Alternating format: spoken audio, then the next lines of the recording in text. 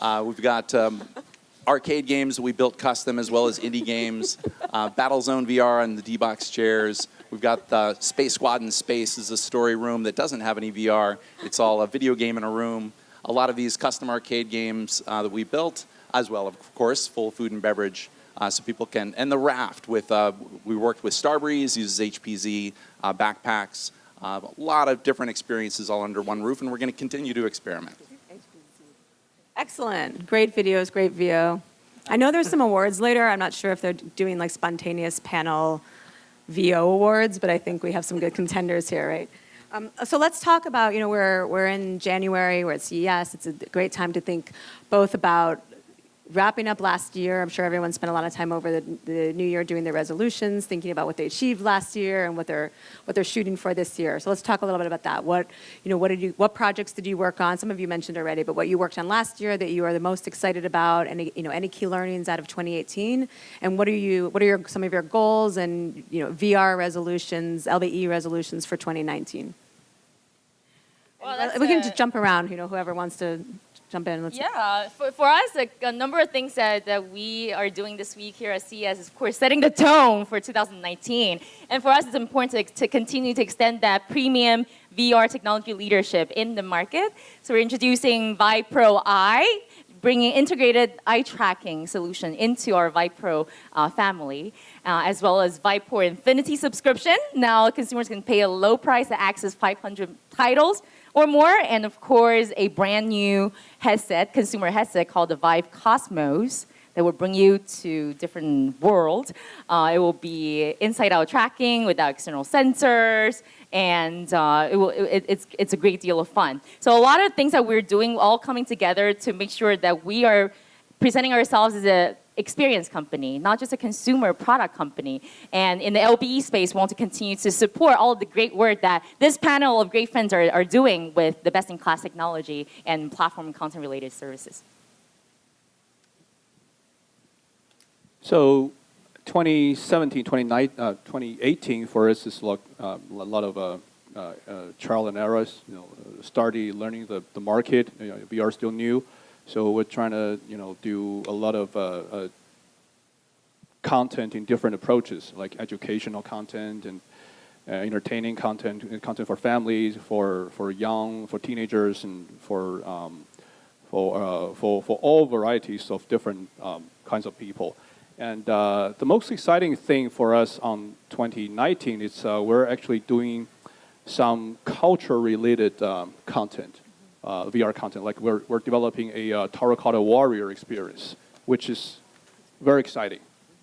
It's like, I think the beauty about VR is you can get people, of course, go into some fantasy world, like never exist in the world. But in another hand, you're getting the chance to get people to go back to the ancients, to go back to like the Qing dynasty or anywhere you name it. So that's one of the most exciting projects we're working on. Yeah, so basically the last year has been a lot about scaling the company for us. So we built all these setups everywhere, and we set up distribution so we can basically build them anywhere in the world. So yeah, as I said, we basically have them now in a lot of countries and everywhere.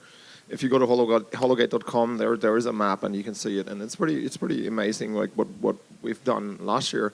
So of course this year we're going to extend all of that, and I think the market still is huge, and there's a huge demand for that. So it's not so much in the consumer market, like the consumer uptake is slow.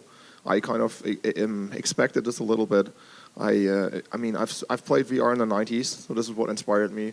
I played VR in 1993 for the first time in a virtuality system, and since then I really wanted to do VR for, since then really. So I worked in computer graphics for a really long time. And I think that VR today is still at really 1% of what VR will be one day. And there's a little bit of a saying that kind of goes around in the VR community and family, and people say, this is the good old days. So basically, it's like, this is the days that, you will look at like in 10 years and laugh a little bit about, because the headsets are heavy and they were clunky and the resolution was ridiculous and all of that. And so this is all going to change. And so, of course, consumer uptake and all of that, I think will also at some point, get more. I think location-based entertainment will always be there because people always want to do stuff together. It's a social experience, so it's about doing something together. People go to the cinema together because they want to experience something together. You don't usually go to the cinema by yourself. And this is also, basically, I think we share a lot of concepts and common kind of, ways of thinking with, Turbid Circus. And so they have the same values of, it's about having fun with friends and doing something together and experiencing something together. And I think that will always stay. So at the end, I think that there is actually some really good outlook for VR. And there's a lot of bad press at the moment, about VR dying, or it's too slow and it's not that great, or everybody expected that, by now all these headsets would be so ridiculously good. And they're not. But I mean, that was obvious, right? So it was if you know about the Gartner hype cycle, we went through this, and VR is off the Gartner hype cycle. So we're basically just growing linear. So, and that's fine. And so maybe it will grow exponential one day, but it will take some time, and it's fine. So I'm just really looking forward to 2019 and more years. And I think also looking forward to a great future for VR. For us, for PlatformaVR, I mean, in 2018, we learned a lot about the market, about what customers actually like in the experience, and what entrepreneurs who want to build a location-based virtual reality attraction, they willing, what they are looking for in terms of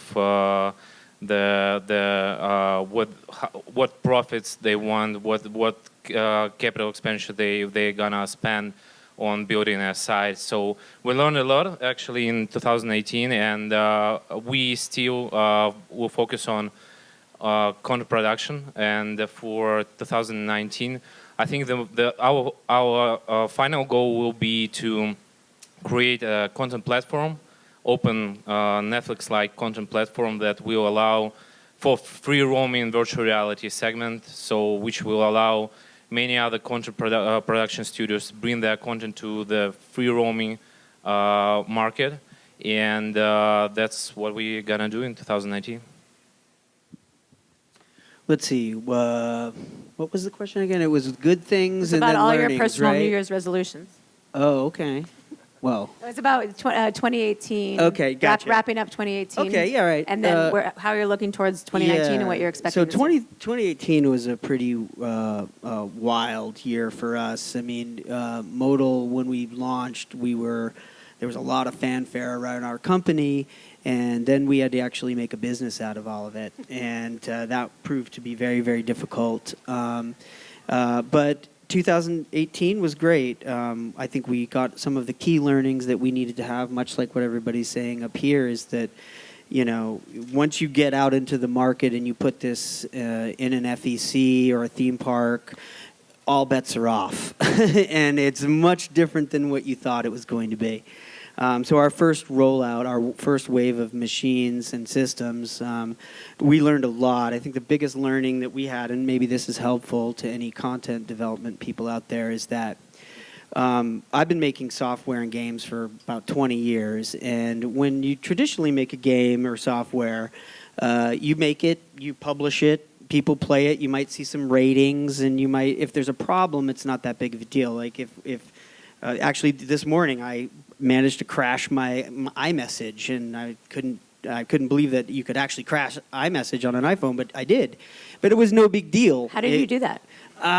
It was using the new copy-paste function. When you copy it on the Mac and you paste it on your phone, if you haven't tried it, it's really cool, except for it might crash your phone. But it was no big deal, right? I just said, okay, well, I'll just quit it and restart the application.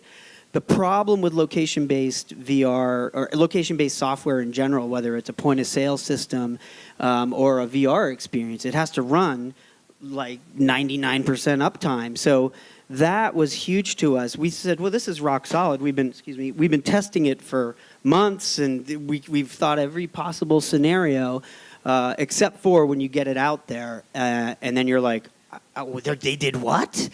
And you can't believe the combination of things that can happen. And what's bad about that in location-based VR is that if something doesn't work, it's a very negative experience. It's not like an app on your phone not working. It's, hey, I just paid my money and I want to have some fun with my friends.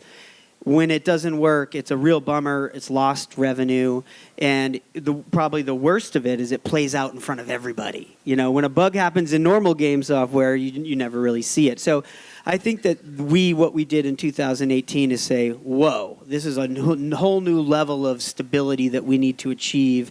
And we redid our operating system and went through some crazy testing. That was a big learning from our first wave of rollouts.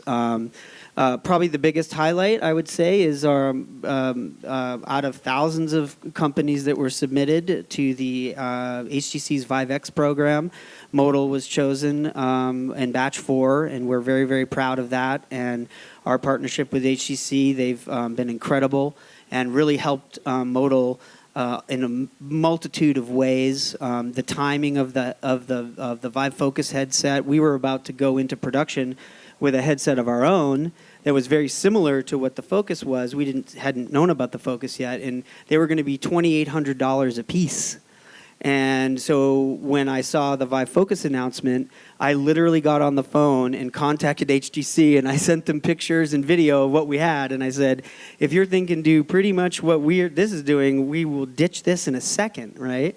That was a big learning, too, for us over even 2017 and 18 is that we were trying to build our own hardware, which was absolutely brutal. I mean, way more brutal than I mean, Aaron, you saw early iterations. It was so hard. Hardware should be left to the big boys. I learned that lesson. Thanks. So partnering up with Thanks for shooting business over here to this part of the panel. Right on. And so we learned a lot and we took our lumps, but things are going really well, and Modal's doing quite well at this point. We have a lot of installs aren't really the problem. It's more what Leif had talked about is getting our scale together, getting our logistics together, making sure that when we install something that it's unbelievably reliable, has high throughput, all the normal stuff, but also that we have the proper support and that sort of stuff. So 2019 for Modal is really a exciting time, and we are looking to really accelerate our installs this year. Awesome. So yeah, 2018 was an exciting year. We opened in 2018, and as Leif was saying, the multiplayer is huge, and that was a big bet for us. Everything is built around bringing people together elbow to play at 2-Bit Circus. And so we do have a number of single-player experiences, but mostly it's multiplayer, and that's really worked out well. We see people come in groups, they want to play together, they want to watch other people play, and really have it be a spectacle experience. All of those things are really important. So we want to amp that up in 2019, do more multiplayer experiences, do more spectacle kind of experiences, and build more centers outside of Los Angeles, open up more parks.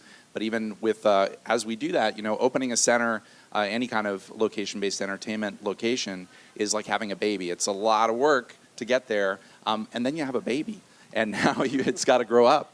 And so we're going to be working on a lot of operational efficiencies this year, and bringing in new content. And so it's as we see what resonates with the audience and what and the new cool things that we get exposed to that are out in the world. We'll always be searching for new cool things to play with and bring to our guests, especially multiplayer experiences. And in 2019, one of my big resolutions is to find more things that don't involve guns. Amen. Yes. Yes. That's great. That's great. So we heard a lot about learnings in terms of once you open, also interesting about sort of figuring out what your lane is in VR. Where you're going to put your best expertise and who else you can be partnering with, have them focus on their expertise. So in terms of a customer reaction, how are you measuring your customer reaction? What are your success metrics, and have they changed from what you originally thought? Let's talk a little bit about what success looks like to everyone. We're supposed to break the sequence so it's a Yeah. little Or less popcorn. boring. Popcorn. Let's get more lively. So let's go. It's popcorn panel. Just Yeah, so jump success around. metrics, I mean, obviously we look at both revenue, if people are actually playing the experiences and what kind of queues we're building up. We're still pretty young, and so it's been really busy.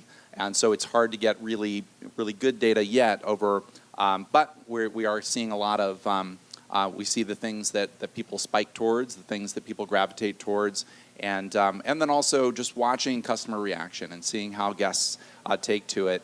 We do surveys and that sort of thing, but just having our staff just interacting with the guests, watching what they do, seeing what they get excited about is a little bit of a soft metric, but it's super important. It's a lot more than having people fill in little bubbles on a survey to see where people are laughing and getting excited and pulling their friends in and willing to wait 2 hours sometimes to do a VR experience like Hologate on a Saturday night. You're gonna have to be prepared to wait, and people do, and then they have fun and they're glad that they did it.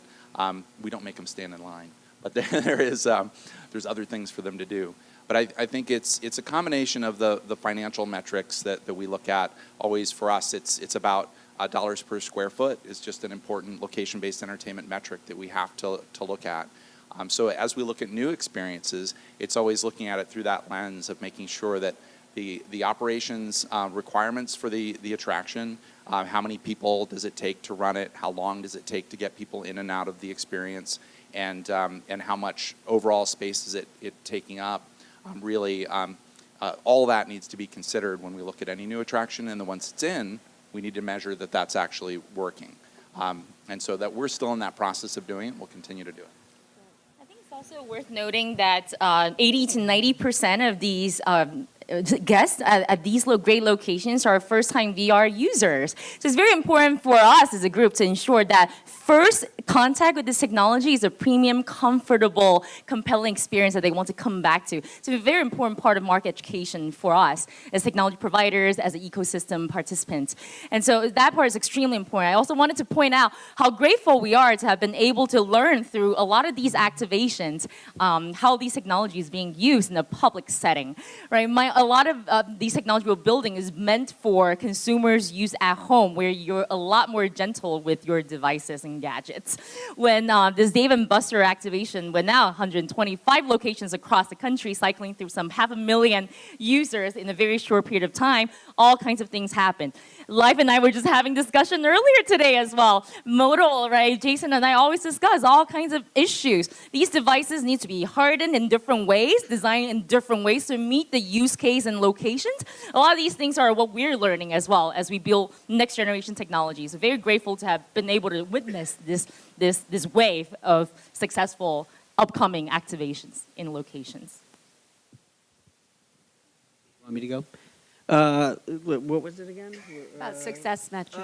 So similar to what Aaron said. I mean, I think we all do that, right? We do the basic, we do surveys, and we do all of our information, any activity that happens on our system gets recorded in the cloud, which is exposed to the client as well. So you can kind of see how your system's doing and what games are working, what aren't, all that kind of stuff. Your basic analytics. I would say, just to further Pearly's point, that it's absolutely true. You know, we in this technology bubble, we kind of yawn with VR and technology because it's what we do.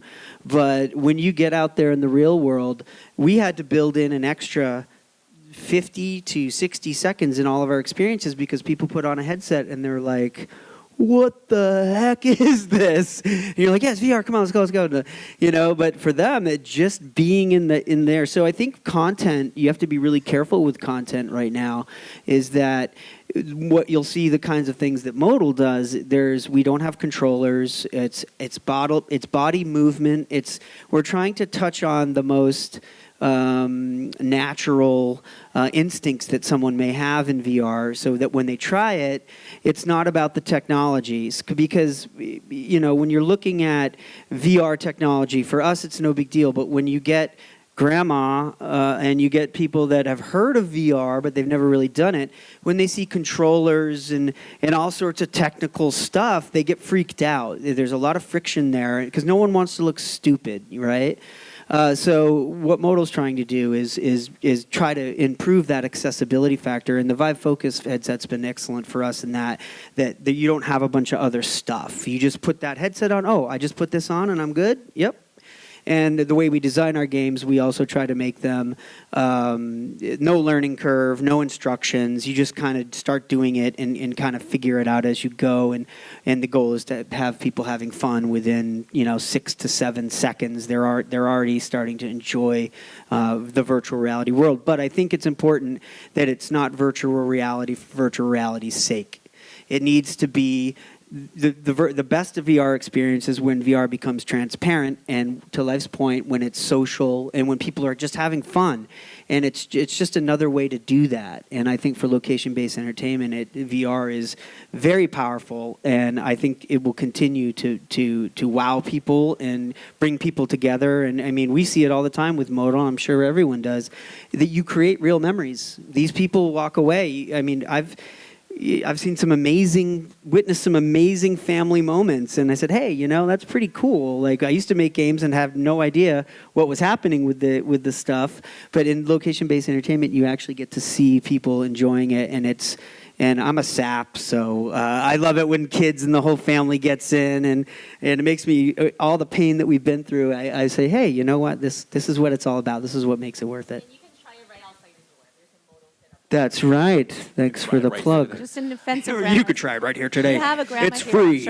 I'm sure she would enjoy it. So, in defense of grandmas, and somebody has to be up here, against the ageism, sexism, of knocking the grandmas. Yeah. So yeah, I just used it could be Grandpa. It could be Aunt Ellen, maybe. I don't know.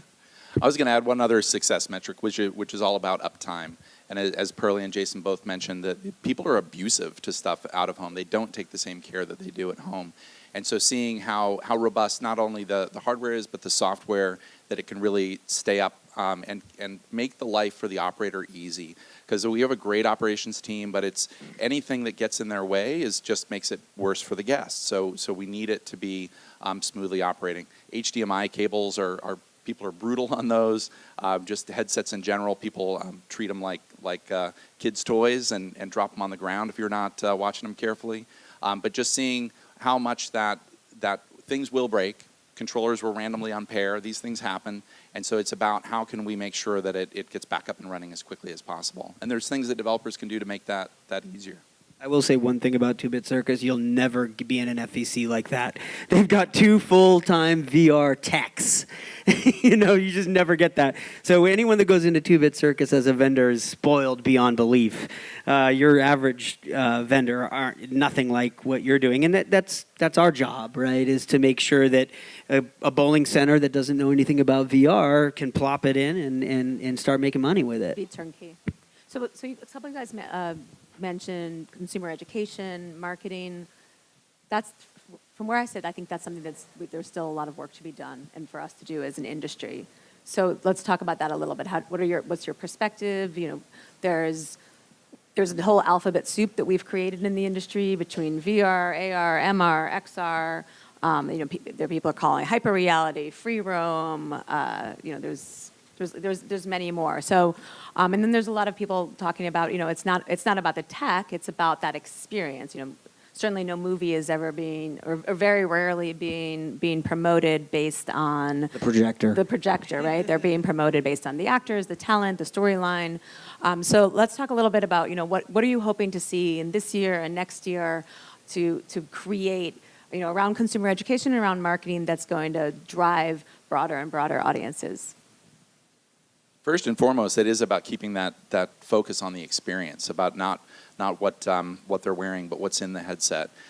People will pick up because as we put visuals together and you see a headset there, they'll figure out it's VR.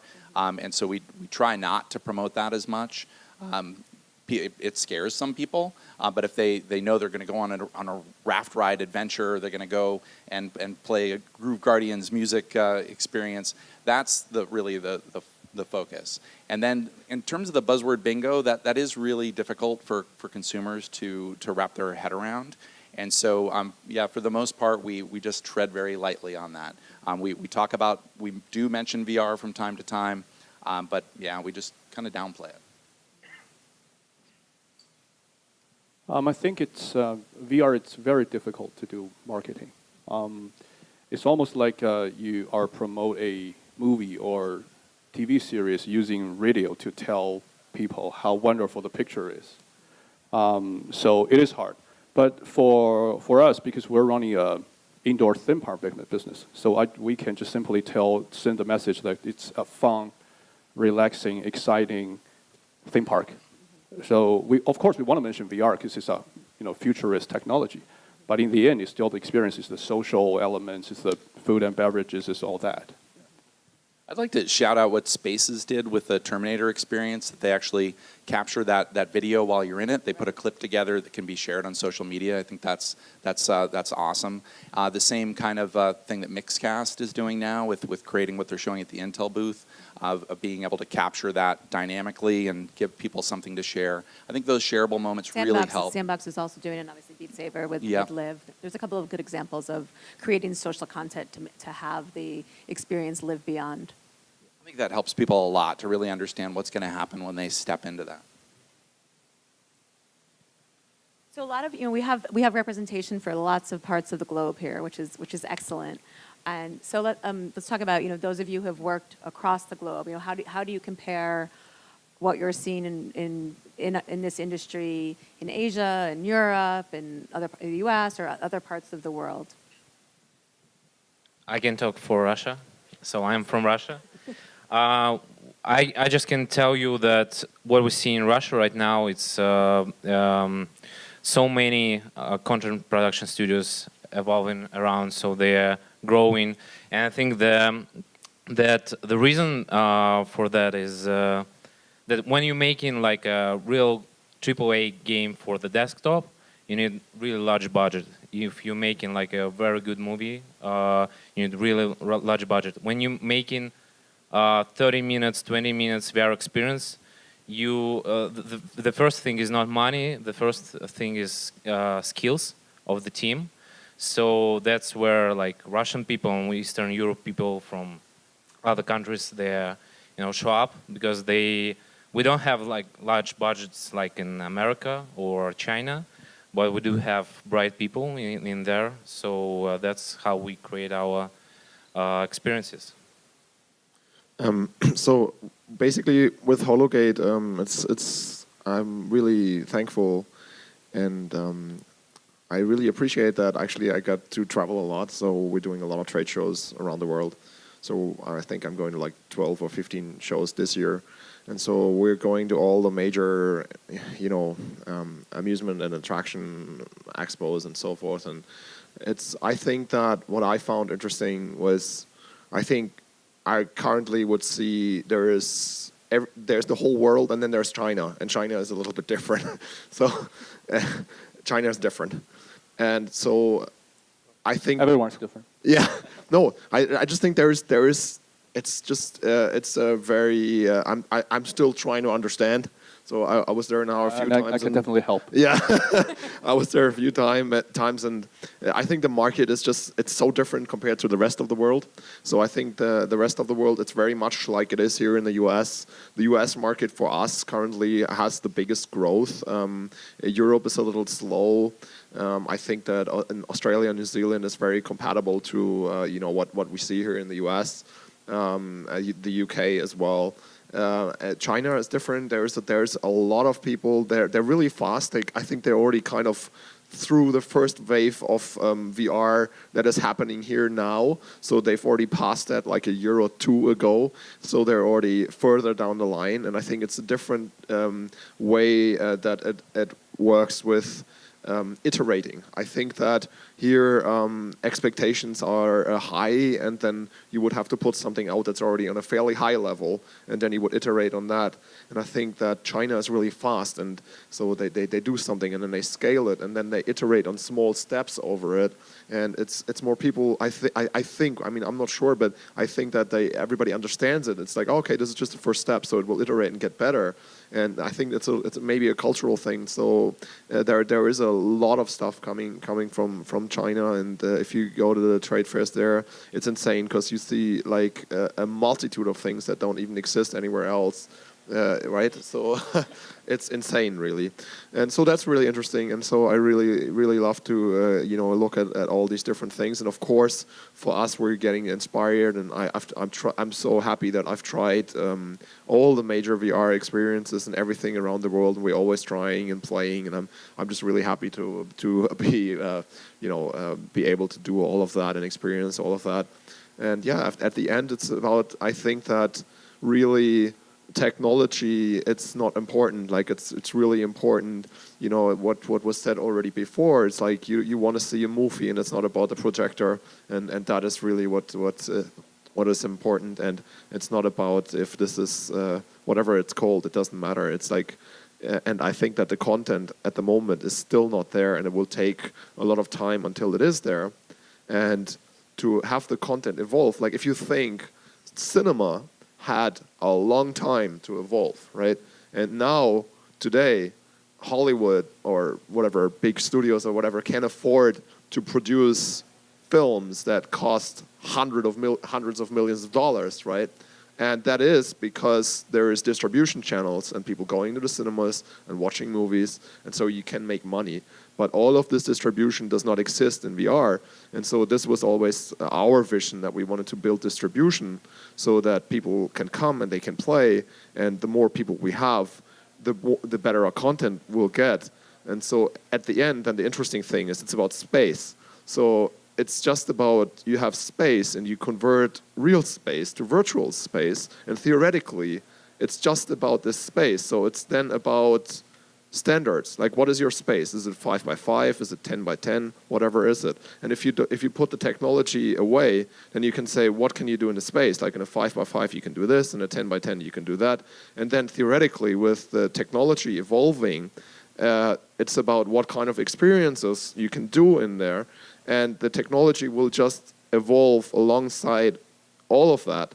And people will come back and play, and it doesn't matter because they can experience something. And I think what's really great, and it just goes about what basically, you guys said earlier as well. There is moments, and Jason, you told me about that, where it's like families, they play at 2-Bit Circus, and they tell you this is the best thing I've came here especially. I don't know where they came from. You told me about their family, right? And they said was the best thing, and we waited for that, and like. That was just like, it's a memorable experience that people take back. And the same what happens in cinemas is people go to cinemas because they watch stories, and stories are really important because they show you how life works, right? It basically explains you how life works.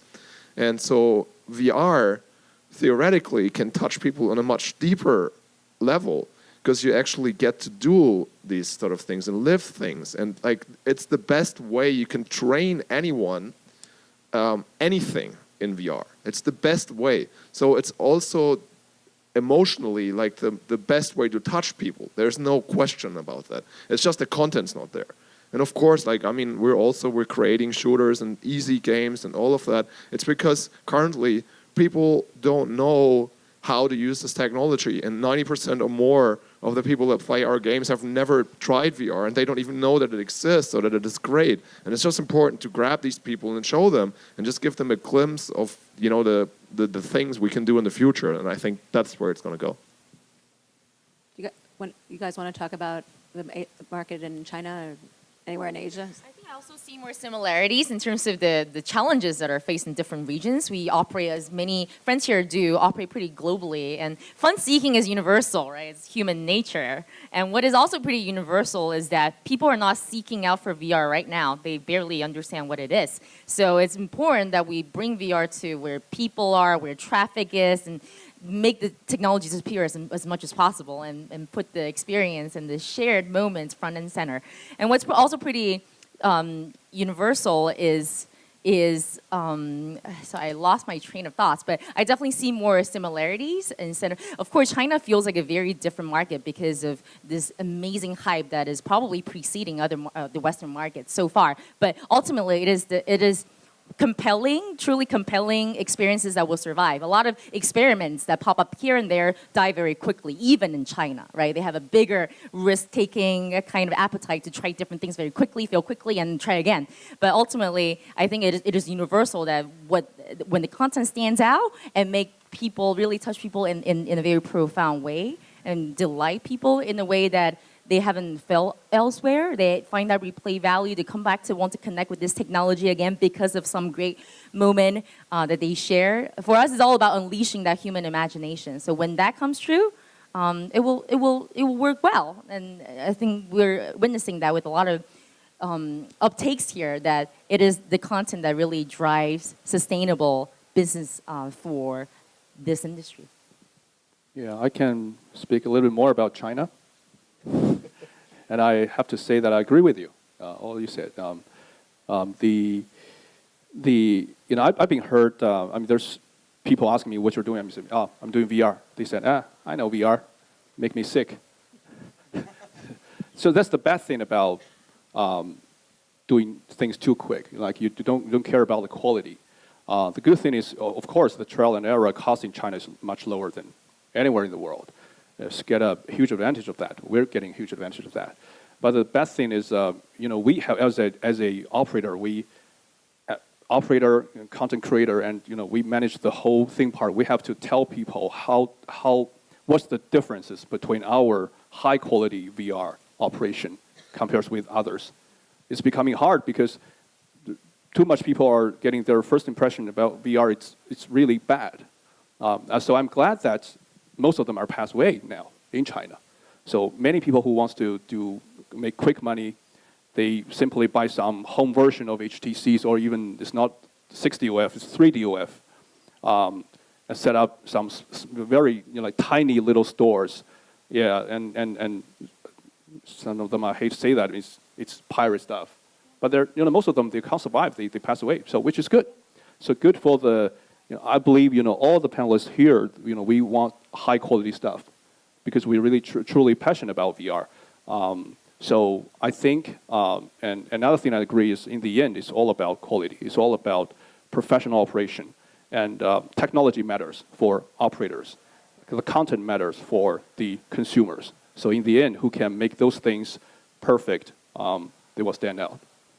That's great. Yeah, in my role at HP, we're a very global company, operating about 170 countries, and so I've had the opportunity to be in Korea and Dubai and China, to visit you guys, which was really great, and in lots of parts of Europe, and I'll go all over the U.S. and see, and it's really interesting. I mean, there's some very specific differences. Like in China, they have the VR cinema is much farther along than anywhere else in terms of having chairs in a cinema.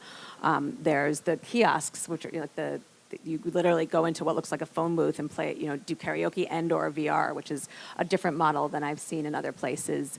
In Korea, I thought they did very intense build-outs. So even though you're entering a virtual world and you're not going to be seeing what's here anymore, they would build a hot air balloon on top of you when before you go into the hot air balloon. So in terms of how it looks, it's very impressive. And then Dubai, is just different, and lots of different some cultural different customs and things that made it interesting, and lots of jumping up and down, and VR roller coasters, which are in Korea too. So it really interesting to see. I haven't gotten to Russia yet, but coming soon. But interesting to see kind of sort of the different ways that different areas have what's taken off more, and we'll see how certainly the content is universal. A lot of the human emotions are universal, and families and entertainment are universal. But it'll be interesting to see kind of where certain countries learn from one, and what spreads. One thing I was thinking about is a couple of you guys mentioned we're building worlds. We talked about shooters. We talked about building. This is we look at this as this is the next wave of computing, right? It's not. That's why HP is so interested in this area. Obviously, we're one of the first computing companies, one of the first Silicon Valley companies, and we see right now. Obviously, we're in our mobile era. We're all attached to these things, but we see this as this is going to be the next wave, and I'm wondering how you guys are thinking about this. How do we make sure that that all of our voices are represented in the future, and that, in terms of different viewpoints and different skill sets, and making sure, that we don't repeat some of the mistakes that were perhaps made in the mobile era. Maybe some have said, because not all the right voices were at the table when they're making those first initial decisions. So how are you guys thinking about that in your company? How are you recruiting? How are you finding the right skill set? I know all of you guys are growing fast and scaling. How are you thinking about, what is the impact of your company going to be in the world, and making sure that you're making those right early decisions? We have a woman CEO. It's quite rare to find a woman CEO as a founder and at the top of cutting-edge technology companies. I've been very privileged to be in that front row seat and seeing how her female leadership has informed how technology is impacting lives in very, very different ways, right? It's much more about caring, much more about humanity, how it improves societies in a positive way. And also that would reflect on how much diverse input goes into the technology design process, right? That many technology leads in our R&D group is female. We try to be as inclusive as possible, even though, of course, it is inherently a challenging problem to hack. But also, if we see previous computing platforms as democratizing access to information and mobile computing, this is a new paradigm that will democratize experiences. And experiences need to be designed and tailored to different type of people. So we always talk about diversity of thoughts front and center as much as we can. And this medium has proved pretty inclusive, at least in the beginning. In these few years, a lot of women are jumping in. It's all about storytelling. It's all about a very talented filmmaking, talents that are coming in and creating just great, delightful experiences. So I'm hopeful that this time around, it can be very different, incorporating a lot of diversity of thoughts, again, and inputs into building how this technology will be used in impacting lives and societies in very different ways. It's hugely important. In order to appeal to a wide, diverse audience, we have to have a diversity of creators. And so, it's really important, not only within our internal hiring practices to make sure that we've got a diverse team, but also working with outside partners from places all around the world, as well as making sure that, we look all over the place for content. We look at Sundance New Frontier, we look at all the trade shows, we look at, and we're always seeking those things that are a little bit different than the things that are out there. That's it's just so core. We all need to be doing that to make sure that it's necessary just to be good people, but it's also necessary from a business perspective to make sure that we are appealing to a wide audience, that those offerings are there that appeal to everybody. Okay, so we're running out of time. So let's just go down the road quickly and let people know what's the best way to find you. I'm sure you'll be here for a few minutes, but if they're looking for you later to pitch something or to partner with you on something. Yeah, so you can find me at aaron.pulkka at 2bitcircus.com or at apulkka on Twitter for those that like to tweet. It's just Jason at modalvr.com. Just come tomorrow for our opening party. You can find I think me. he wants us to go. Yeah, I want all of us wanna go. to go there. Well, we were at hologate.com, and I'm live at hologate.com, and I'll be here for a bit, and I'll be here tomorrow as well. So if you want to talk to me, please just come up, and I'm happy to always chat and talk to everybody, and yeah. Yeah, we have a huge booth in China. Welcome to China. We had a lot of invitations in the room. This is excellent. And my personal email is samwang@skylimitentertainment.com. Come visit us at the Alsace Ballroom at the Win. I'll actually be here up on the stage again at 5 p.m. with our China president, Alvin Graylan, chatting about this is all going. So I'll still be around for a bit. My email is pearly_chen@htc.com. I'm Joanna Popper. So I'm Joanna Popper on all the platforms and joanna.popper@hp. Thank you, guys. This was great. Really appreciate your time and look forward. We ran out of time for questions, but we'll be around for a bit if you want to grab us for questions after those. Thanks.